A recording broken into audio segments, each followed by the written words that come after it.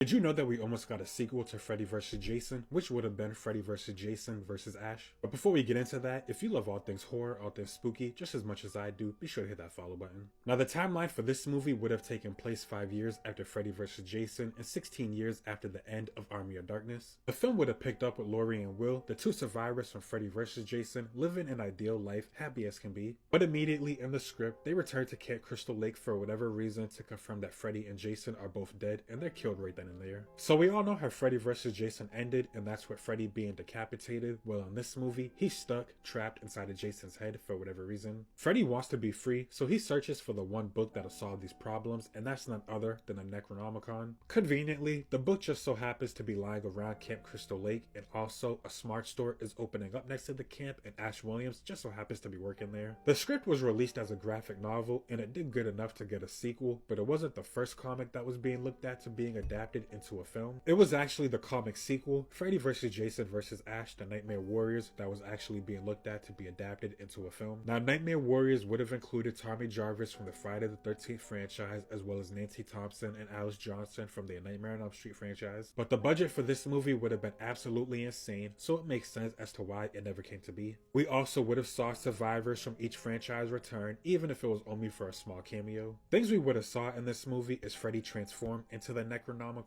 We would have saw a massive Deadite battle in Washington, D.C. Yeah, this movie would have been super expensive. Ash Williams himself, Bruce Campbell, he just couldn't come to an agreement as he didn't feel like Ash was being represented well enough in this film. And of course, Robert Englund doing an entire Freddy Krueger performance in this movie was well in his past. Would you have wanted to have seen the sequel for Freddy vs. Jason with the incorporation of Ash Williams, or would you rather have got a sequel with just the two characters, Freddy and Jason? Or are you cool with us just not getting a sequel at all?